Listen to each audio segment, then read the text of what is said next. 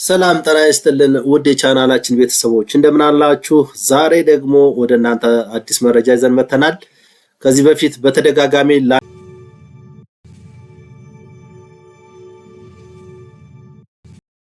ከነዚህ መረጃዎች መካከል የዩኒቨርሲቲ መምህራን አዲሱ ደሞዝ ምን ይመስላል የሚለውን ወደ እናንተ ይዘን እንመጣለን።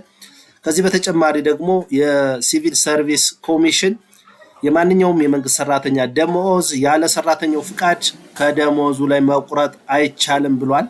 ይህንንም በዝርዝር እንመጣበታለን። ለቻናላችን አዲስ የሆናችሁ ሰብስክራይብ በማድረግ እንድትከታተሉ እንጋብዛለን። መልካም ቆይታ ይሁንላችሁ። ወደ ቻናላችን ቤተሰቦች እንግዲህ እየተከታተላችሁ ስለሆነ በጣም እናመሰግናለን። ቻናላችን በጣም እያደገ ነው። የእናንተ ደግሞ ሼር ማድረግ ለቻናላችን እድገት ከፍተኛ አስተዋጽኦ እንዳለው እናምናለን። የዩኒቨርሲቲ መምህራን፣ የጤና ባለሙያዎች፣ የሃይስኩል መምህራን፣ ሁሉም መምህራን የተለያየ ጥቅማ ጥቅሞች ሲጠይቁ ቆይተዋል። የቤት፣ የትራንስፖርት፣ አጠቃላይ ጥቅማ ጥቅሞችን በተደጋጋሚ በመምህራን ማህበር እንዲሁም በግላቸውም በየትምህርት ቤቱ ሲጠይቁ እንደነበረ የምናስታውሰው ነው።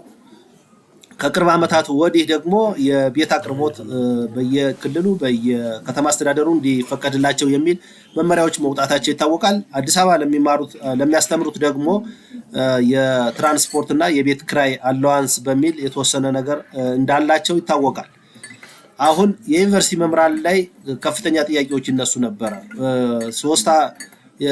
ሁለተኛ ዲግሪ ተምረው ሶስተኛ ዲግሪ ፕሮፌሰር ሆነው ክፍያው በጣም ዝቅተኛ ነው፣ ከዚህ አንፃር መሻሻል አለበት የሚል አስተያየቶች ሲሰጡ ቆይተዋል። ይሄ እዚህ አካባቢ አጥኚዎች የሚያነሷቸው ጉዳዮች አሉ። የዩኒቨርሲቲ መምህራን አካዳሚክስ ናቸው፣ ሪሰርቸር ናቸው። ስለዚህ በሙያቸው ከማስተማር ውጭ በግላቸው ብዙ ስራዎችን መስራት እንደሚችሉና በሳምንት አንድ ቀን ገብተው የሚያስተምሩ በመሆናቸው ከሳምንት ውስጥ ብዙ ቀኖች የራሳቸው የስራ መከወኛ ወይም እነሱ ስራ መስራት የሚችሉበት ጊዜ ስለሆነ ያንን መጠቀም አለበት የሚሉ በሐሳብ ላይ የሚከራከሩ ሰዎች አሉ። ዶክተሮችም እንደዚህ ሆነው የሕክምና ሐኪሞችም በግላቸው የሚሰሩት ስራ ይኖራል። ግን ያኛው በግላቸው የሚሰሩት በግል ታሳቢ ሆኖ በመደበኛ ሰዓታቸው ግን መንግስት በተቀጠሩበት ስራ ላይ ሲሰሩ ደሞዛቸው መሻሻል አለበት የሚል እንግዲህ አርጊውመንት የነበረ መሆኑ ይታወቃል። ሰሞኑን እንግዲህ የአጠቃላይ የሲቪል ሰርቫንት ሰራተኛው ደሞዝ ተገልጿል። ዝርዝር መረጃም በትናንትናው ዕለት መለቀቁ የሚታወስ ነው። እኛም ሪፖርት አድርገናል። ይህንን መረጃ አካፍለናችሁም ነበረ። ዛሬ ደግሞ የዩኒቨርሲቲ መምህራን የደሞዝ ስኬል ከየት ነው የሚጀምረው፣ መጨረሻውስ የት ነው የሚለውን አጠር ያለች ቪዲዮ ወደ እናንተ ይዘን መጥተናል። በዚህም የአካዳሚክ ማዕረጉ ያልተጣራ ደሞዙ ምን ያህል ነው፣ የተጣራ ደሞዙ ምን ያህል ነው የሚለውን እስኪ ሌክቸረር ወይም የመጀመሪያ ዲግሪ ላይ ያለ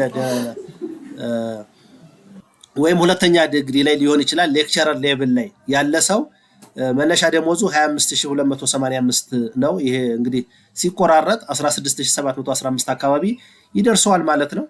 ረዳት ፕሮፌሰር የሚባል እንግዲህ የአካዳሚክ ማዕረጎች የሚባሉ አሉ። የመጀመሪያው ሌክቸረር ነው፣ ሁለተኛው ረዳት ፕሮፌሰር ነው፣ ሶስተኛው ረዳት ፕሮፌሰር በሶስተኛ ዲግሪ ያለ፣ ረዳት ፕሮፌሰር ያለ ሶስተኛ ዲግሪ በማስተርስ ይሰጣል።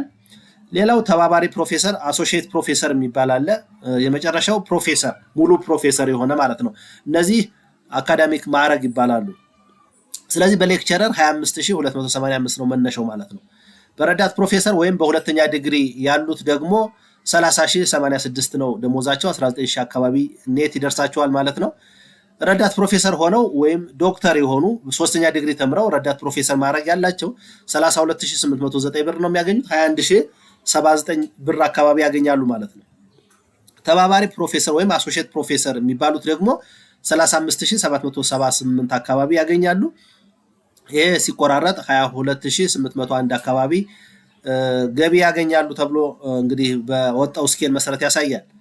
ሙሉ ፕሮፌሰር እንግዲህ በኢትዮጵያ ደረጃ 39000 ወይም የሲቪል ሰርቪስ ከፍተኛው ክፍያ የሙሉ ፕሮፌሰር ሆኗል። እሱም ሲቆራረጥ እንግዲህ ወደ 24670 አካባቢ ነው። እንግዲህ ይሄንን ይመስላል ማለት ነው። በእርግጥ መምህራን በሪሰርች በአድቫይዘር በተለያዩ በኦቨርታይም እንደዚህ የሚሰሯቸው ስራዎች አሉ። በዚያ የተወሰኑ ገቢዎችን የተለያዩ ዩኒቨርሲቲዎች በማስተማርም የሚያገኙበት ሁኔታ ይኖራል። ግን በመንግስት ደረጃ ስትራክቸሩ ወይም የመምህራን የደሞዝ ስኬል ይህንን ይመስላል ማለት ነው።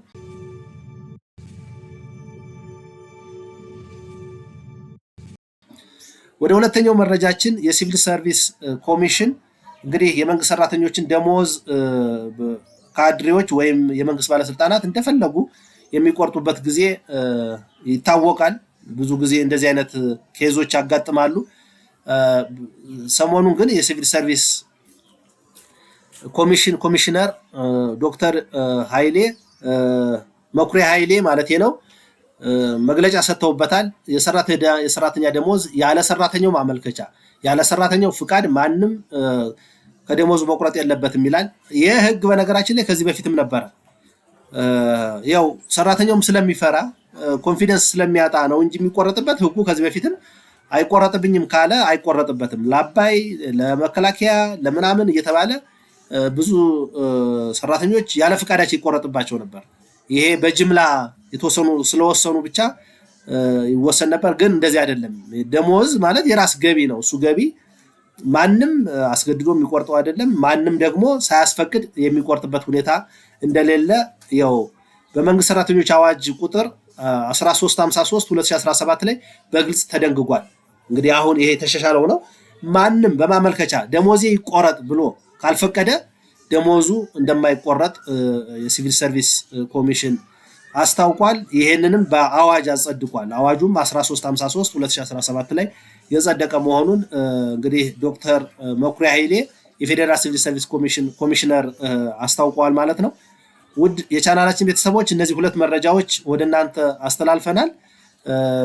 ቻናላችንን ስትወዱት ላይክ፣ ሼር፣ ኮሜንት በማድረግ እናንተ ድጋፍ የእናንተ ሞራል ከፍተኛ ሚና አለውና አብራችሁ እንድትሆኑ በቀጣይም ኮሜንት ላይ መሰራት የሚችል ወይም ጥያቄ ካላችሁ ኮሜንት ላይ አስቀምጡልን። የዛሬ ፕሮግራማችን ይሄን ይመስል ነበር። በሌላ ፕሮግራም በሌላ መረጃ እስከምንገናኝ ቸር ሰንብቱ።